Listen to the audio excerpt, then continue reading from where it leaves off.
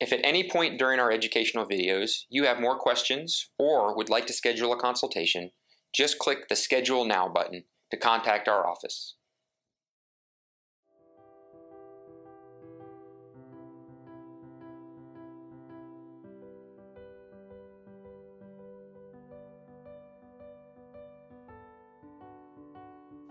Obviously, the most concerning issue with fibroids are the symptoms that they cause.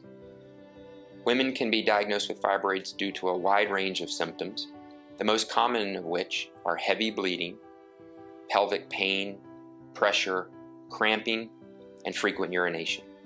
We'd like to break these down into the bleeding as well as the pain and pressure categories.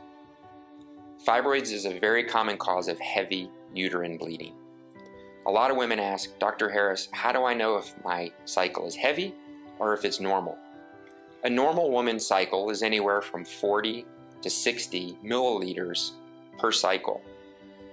You can compare this with a can of Coke, which is about 250 milliliters. So during a normal week or 5-day cycle, a woman should only bleed a small fraction of that amount. Women with heavy uterine bleeding are often diagnosed with 80 milliliters or more. So heavy fibroid bleeding can be quantified as greater than 80 milliliters. Of course, women ask, Dr. Harris, how do we know exactly how much 80 milliliters is? Well, a lot of women that see us talk about having clots form and passing clots. Within one clot, most of the time that's going to be more than the 40 to 60 milliliters of a normal cycle. So passing clots, changing a pad every hour or even every 30 minutes can be an indication of abnormal bleeding. Changing the pad several times an hour for 1 to 2 to 3 days is certainly abnormal bleeding, which could be caused by fibroids. Those symptoms of fibroid bleeding certainly should be contrasted with normal female symptoms. The other category of symptoms that women can present with fibroids is pelvic pain, pressure, and cramping. As you could imagine, as a fibroid begins to grow within the uterus, it can cause a lot of symptoms in a woman's pelvis. The first symptom that it can cause is pain. As that fibroid grows and the uterus gets stretched and pulled, that can cause pain symptoms for a woman. Also, as that fibroid presses on other internal organs, such as the nerves in the pelvis, women can get excruciating pain, especially during their cycle. As those fibroids grow, women also have more cramping and more discomfort during their cycle. They can also press on the bladder, which, when compressed, can cause urinary frequency and urinary symptoms. Some fibroids, when they grow large enough, can actually compress the colon and cause chronic constipation, or can compress the ureters and the kidneys and cause kidney problems and kidney failure. This is uncommon, but certainly still a symptom that should be considered when diagnosing fibroids. I had excessive bleeding, which caused me to become anemic, and because of that, I was exhausted all of the time. And my OBGYN also told me that my uterus was the size of a 4-month pregnancy, and I had symptoms from that, the lower back aches, frequent urination, and I even had cravings. I just felt absolutely miserable. I was having excessive bleeding. I didn't have any pain. It was just getting to be unmanageable. One of the more common questions we get from women is, when should I be seen for my symptoms, Dr. Harris? It's a great question, and there's no one simple answer. The easiest answer would be that once they start to interfere with your activities of daily living and start to interfere with your personal and social life, it's time to seek treatment. As we'll discuss later, there's a wide range of treatments available, so living with your symptoms isn't necessary. We would encourage you to either see our center or your gynecologist to discuss the symptoms that we've already described. I would not wait to seek treatment. I wouldn't wait as long as I did to seek treatment.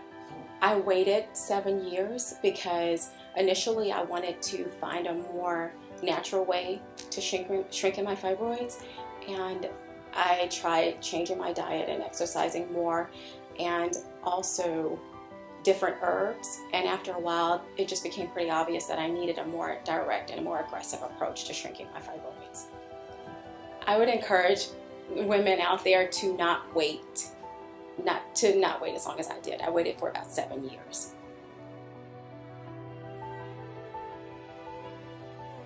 A lot of women call our office describing the symptoms that we've previously discussed, such as bleeding or pelvic pain.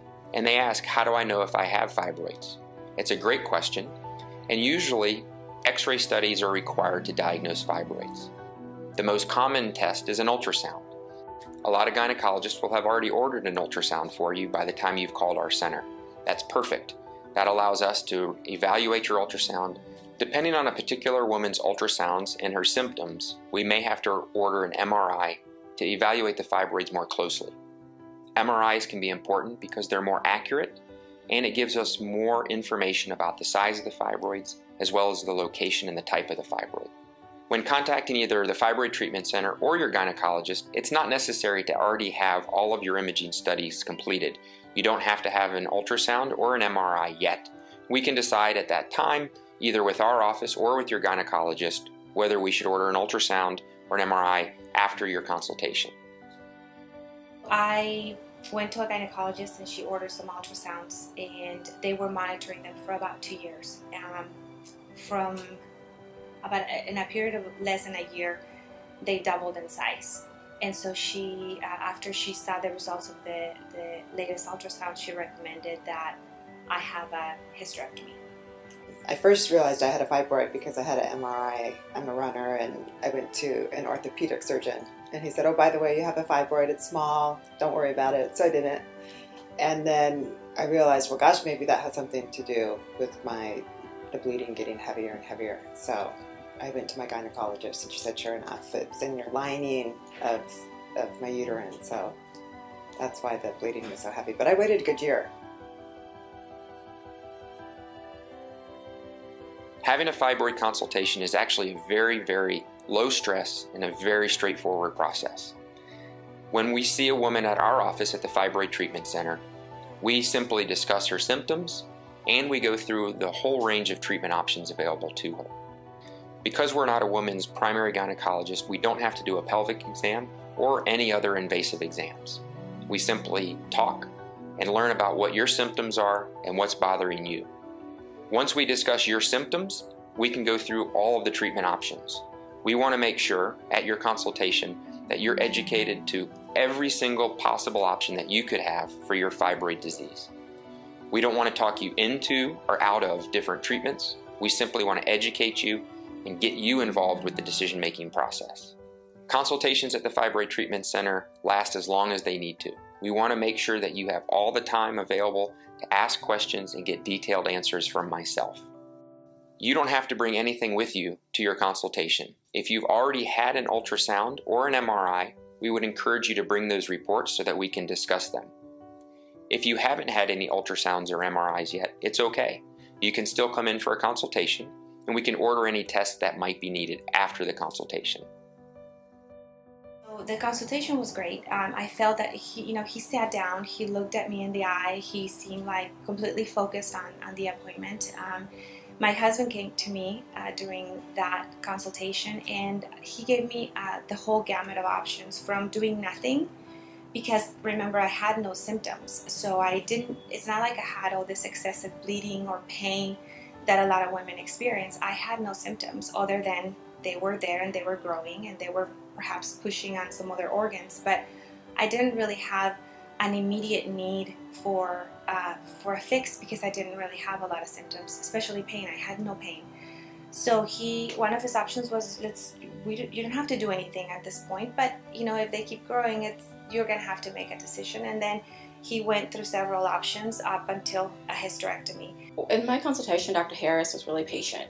He answered all of my questions. I didn't feel rushed at all, and Dr. Harris was really positive about being able to help me, and that just made me feel comfortable with him and comfortable with him performing my embolization procedure. Yeah, he was great. I brought my husband in, and my husband's brother is actually an interventional radiologist in New York. And Dr. Harris took the time to call him, which was so great, and discuss my situation with him. And they both kind of agreed that that was the right thing to do, and it was wonderful. Yeah, in fact, we decided to schedule the surgery that day.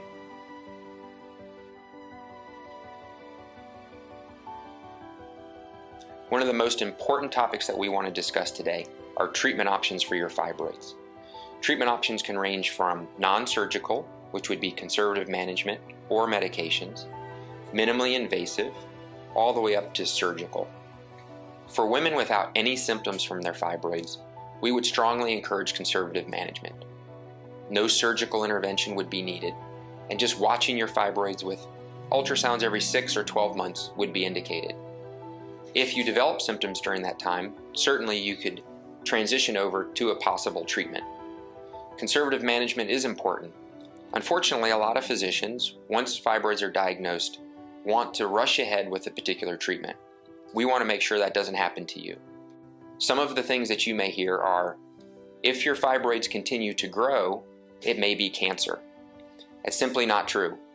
Just because your fibroids grow doesn't mean that it's cancer. There have been no studies that show that a fibroid growing or a fibroid growing quickly indicates a cancer. You may also hear that if your fibroids grow too large, they won't be able to rule out any other type of cancer, whether it be ovarian or uterine cancer. Again, that's simply not true. As fibroids grow, you can still have ultrasounds and MRIs that look at your uterus and look at your ovaries to ensure that you're not at a risk for cancer in the future. Some physicians will say that you should have surgery for your fibroids earlier rather than later so that you can have a less invasive approach. They may offer a vaginal hysterectomy and say that if the fibroids continue to grow, you would need a much larger surgery. Again, if you're asymptomatic, having surgery isn't indicated. You don't need to have surgery. Your fibroids may grow or they may not grow. And if they do grow, they may regress at a certain point and you may never need any surgical intervention. Some women diagnosed with fibroids may be trying to get pregnant and having difficulties. However, fibroids, although they can be a cause of infertility, are not usually the cause. We would recommend a woman seeing a specialist for infertility before rushing ahead with fibroid treatments. Some gynecologists will diagnose fibroids in young women and recommend surgical treatment for those fibroids so that it won't affect your fertility in the future. We certainly don't recommend that. If a woman is having difficulty conceiving in the future, then her fibroids could be addressed. Because fibroids rarely cause any severe complications other than the symptoms we've discussed, we don't recommend preemptively removing a uterus or removing a fibroid to prevent symptoms from happening in the future. Although conservative management is the proper course of treatment for most women, some women begin to have symptoms that affect their life. For those women, we do want to intervene and we do want to provide some treatments. The least invasive of those treatments are medications. Some women can be treated with hormones or with other progesterone medications to try to help limit the effects of fibroids. They can be quickly effective, however, most of these medications cannot be prolonged for more than 6 months. Women who take progesterone medications are at severe risk of osteoporosis and other types of menopause disease because their hormones are being suppressed by the medications. While that's beneficial for the fibroids, it can cause a lot of complications and thus isn't a long-term strategy. However, if you're having severe symptoms now and need quick relief, medications could be a short-term bridge to get you to a further treatment down the road. The most invasive treatment for fibroids is a hysterectomy. A lot of women offered hysterectomy, and in some instances that may be the best choice. However, there may be other minimally invasive options which you should consider. Hysterectomy is the most invasive treatment for women's fibroids because it removes the entire uterus. A hysterectomy can be done a variety of different ways, either through an abdominal incision, it can be done laparoscopically, or it can be done robotically. Some hysterectomies, depending on the size of the fibroids and the size of the uterus, can be done vaginally versus abdominally. Regardless, a hysterectomy is a very invasive procedure. It's certainly done as an inpatient with a woman in the hospital for several days after surgery. There are minimally invasive treatment options for fibroids that are between hysterectomy and between medications and conservative management. Several of the more popular are uterine fibroid embolization, myomectomy, or ablative therapies. Ablation is where a woman's inner lining of the uterus can be cauterized or heated to prevent further bleeding from fibroids. Now, this doesn't treat the fibroids themselves, but will help a woman who has severe bleeding. A woman with pelvic pain, frequent urination, and cramping wouldn't benefit from an endometrial ablation. There's also ablative procedures where the actual fibroid is destroyed and can be shrunk down. These types of radiofrequency or cryoablations are done usually laparoscopically and are done as either an inpatient or an outpatient. Myomectomy is one of the most common minimally invasive procedures for fibroids. A myomectomy is where the uterus is preserved, but a fibroid is removed from the uterus and then the uterus is closed. This can be done for a wide range of fibroids of different sizes and different types.